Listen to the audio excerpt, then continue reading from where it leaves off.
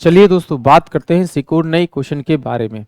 इस क्वेश्चन में एग्जामिनर ने कहा अनु ने एक वस्तु को कुछ लाभ पर यानी कि 480 रुपये में बेचा।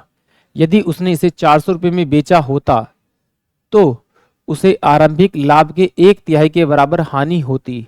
वस्तु का क्रय मूल्य क्या था, ये एग्जामिनर ने मुझसे पूछा। देखिए जब भी ये क्वेश्चन आता है दो फॉर्मेशन में आता है। एक में कहेगा कि जितने का प्रॉफिट हुआ उतने का ही लॉस हुआ इतने इतने बेचने पर।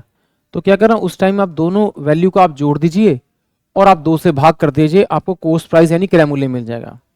अगर वो ये इस तरह से कहता है कि भाई इस वस्तु को बेचने पर x रुपीस का लॉस होता है और उसी वस्तु को इतने पे बेचने पर उस लॉस का दुगना या तिगना प्रॉफिट होता है, तो उन दोनों लॉस और प्रॉफिट की वैल्यू को आप जोड़ दीजिए और दोनों वैल्यू का डिफरेंस करके उसे डिवाइड कर दीजिए, आपको आपका लॉस मिल जाएगा टोटल। और उस लॉस को लॉस वाली वैल्यू की जगह रिप्लेस करके यानी लॉस वाली वैल्यू में जोड़ दीजिए, आपको आपका कॉस्ट प्राइस मिल जाएगा। आप इस तरह से इसको सॉल्व कर सकते हैं इस टाइप के क्वेश्चन को, क्योंकि ये दोनों क्वेश्चन मिलते ही मिलते हैं वेरिएशन में। तो चलिए इसके बारे में बात करते हैं।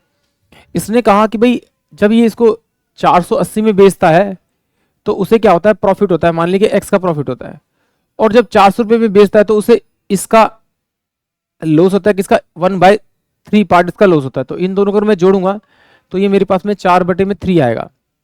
तो कुछ नहीं करना, आपको इन दोनों का डिफरेंस करना है। जो डिफरेंस आया वो कितना है आपका 80 को 4/3 से डिवाइड कर दीजिए, तो ये कितना आ जाएगा आपका 60 रुपये।